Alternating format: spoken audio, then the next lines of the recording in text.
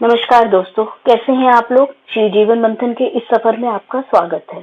शुरुआत करने से पहले दोस्तों हमारे चैनल को सब्सक्राइब करना ना भूलें और हाँ, बेल आइकन को दबाना भी ना भूलें ताकि चैनल से संबंधित सभी ताजा जानकारियां आपको समय समय पर मिलती रहें। और आज की पोस्ट अगर आपको अच्छी लगे तो लाइक और शेयर भी करिए। आपके सुझाव भी सादर आमंत्रित हैं। दोस्तों, आज हम बात करने वाले हैं संकष्टी गणेश चतुर्थी व्रत की। इस व्रत के क्या प्रभाव हैं, ये व्रत कब मनाया जाता है तथा इस व्रत से संबंधित क्या कहानी है। संकष्टी गणेश चतुर्थी व्रत प्रत्येक मास के कृष्ण पक्ष की चतुर्थी को किया जाता है। भाद्र मास के कृष्ण पक्ष की चतुर्थी को किया जाने वाला व्रत भाद्रपद संकष्टी गणेश चतुर्थी व्रत कहलाता है। इस चतुर्थी को बहुला चतुर्थी भी कहते हैं। यह संकट नाशक चतुर्थी कहा गया है। भादो कृष्ण चतुर्थी सब संकटों की नाशक, विविध फलदायक एवं संपूर्ण सिद्धियों को देने वाली है। इस व्रत के प्रभाव से सभी प्रकार के विघ्न दूर हो जाते हैं। यह सब कष्टों का नाश कर धन की वृद्धि करने वाला व्रत है। इस दिन एक दंत गणेश जी की पूजा की जाती है। राजा नल की कथा। पार्वती जी ने गणेश जी से पूछा कि हे पुत्र, भादो कृष्ण चतुर्थी को संकट नाशक चतुर्थी कहा गया है, अतः उस दिन का व्रत किस प्रकार किया जाता है, मुझसे समझा कर कहिए। गणेश जी ने कहा, हे माता, भादो कृष्ण न चतुर्थी सब संकटों की नाशक, विविध फलदायक एवं संपूर्ण सिद्धियों को देने वाली है। पूर्व वर्णित विधि से ही पूजा करनी चाहिए। हे पार्वती, इस व्रत में आहार संबंधी कुछ विशेषताएं हैं, उन्हें बतला रहा हूँ। श्री कृष्ण जी कहते हैं, हे युधिष्ठिर, पुत्र की ऐसी बात सुनकर पार्वती जी ने उनसे पूछा कि आहार एवं पूजन में क्या विशेषता है, उसे कहिए। गणेश जी ने कहा कि गुरु द्वारा वर्णित प्रणाली से इस दिन भक्ति भाव से पूजन करें। चतुर्थी के दिन प्राय नित्य कर्म से निवृत्त हो व्रत का संकल्प करें। तत्पश्चात रात्रि में पूजन और कथा श्रवण करें। पूर्व काल में नल नामक एक पुण्यात्मा और यशस्वी राजा हुए। उनकी रूपशालिनी रानी दमयंती नाम से प्रसिद्ध थी। एक बार उन्हें श्रापग्रस्त होकर राज्युत होना पड़ा और रानी के वियोग में कष्ट सहना पड़ा। तब उनकी रानी दमयंती ने इस सर्वोत्तम व्रत को किया।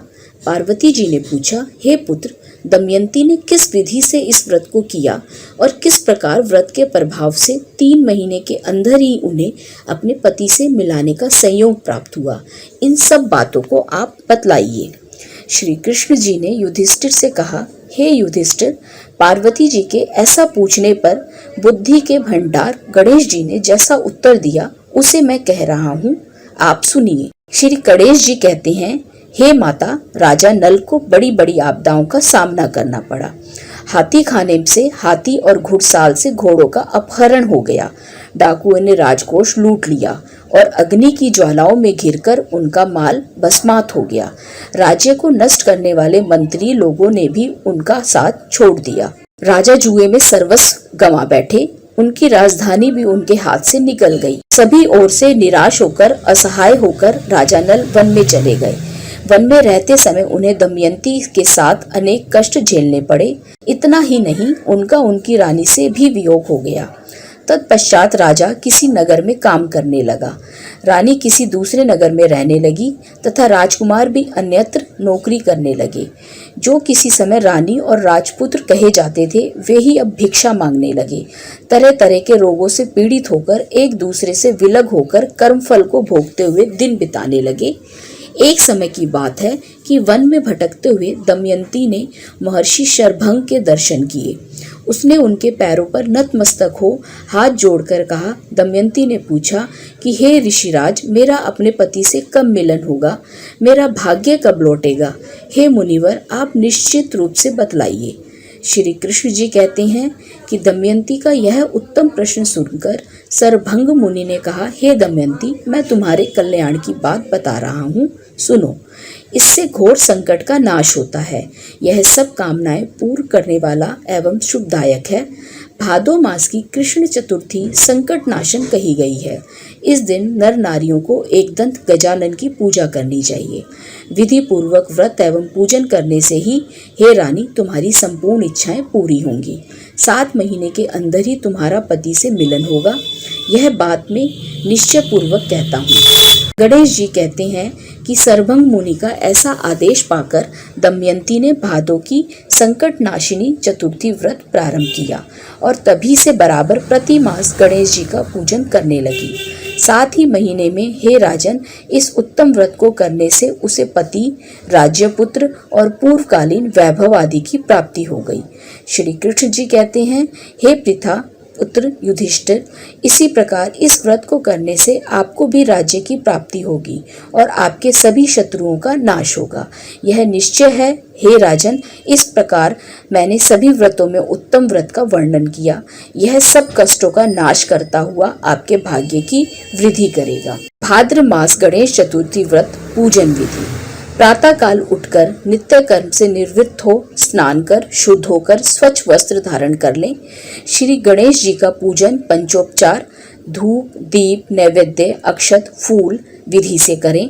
इसके बाद हाथ में जल तथा दूर्वा लेकर मन ही मन श्री गणेश का ध्यान करते हुए निम्न मंत्र के द्वारा व्रत का संकल्प करें। मम सर्व कर्म सिद्धये सिद्धि विनायक पूजनमः करिष्ये। अब कलश में जल भरकर उसमें गंगा जल मिलाएं। कलश में दूर्वा, सिक्के, साबुत हल्दी रखें। उसके बाद लाल कपड़े से कलश का मुख बांध दें। कलश पर गणेश जी की प्रतिमा स्थापित करें। पूरे दिन श्री गणेश जी का ध्यान करें। एक स्नान प्रदोष काल में कर लें। स्नान के बाद श्री गणेश जी के सामने सभी पूजन सामग्री के साथ बैठ जाएं। विधि विधान से गणेश जी का पूजन करें। वस्त्र अर्पित करें। नैवेद्य के रूप में मोदक अर्पित करें। चंद्रमा के उदय होने पर चंद्रमा की पूजा कर अर्घ्य अर्पण करें। उसके बाद गणेश चतुर्थी की कथा सुने अथवा सुनाएं। तत्पश्चात गणेश जी की आरती करें। भोजन के रूप में केवल मोदक ही ग्रहण करें। इस प्रकार इसी विधि विधान से इस व्रत को संपूर्ण करें। आपके सभी मनोरथों की गणेश जी पूर्ति करेंगे। भाद्रपद माह के कृष्ण पक्ष की चतुर्थी तिथि को संकष्टी चतुर्थी व्रत कहते हैं। इस साल भाद्रपद संकष्टी चतुर्थी 15 अगस्त को है। इसे हैरम संकष्टी चतुर्थी भी कहते हैं। संकष्टी चतुर्थी का अर्थ है संकटों को हरने वाली चतुर्थी। संकष्टी चतुर्थी को व्रत रखने और भगवान गणेश की पूजा करने से संकट दूर होते हैं, मनोकामनाएं पूर्ण होती हैं और सुख सौभाग्य में वृद्धि होती है। 15 अगस्त को बहुला चतुर्थी भी है। इस दिन भगवान श्री कृष्ण के साथ गौ माता की पूजा करने का विधान है। पंचांग के अनुसार 14 अगस्त रविवार को रात 10:35 पर भाद्रपद माह के कृष्ण पक्ष की चतुर्थी तिथि लग रही है। इस तिथि का समापन 15 अगस्त सोमवार को रात 9:01 पर होगा। ऐसे में उदया तिथि को आधार मानकर भाद्रपद संकष्टी चतुर्थी 15 अगस्त को मनाई जाएगी। राधे राधे दोस्तों, आशा करती हूँ आपको ये जानकारी पसंद आएगी। हमारे चैनल को सब्सक्राइब करना और बेल आइकन को दबाना ना भूलें ताकि आपको आगे जुड़ी हमारी वीडियो मिलती रहे। राधे राधे दोस्तों, आप सब पर ईश्वर की कृपा सदा बनी रहे।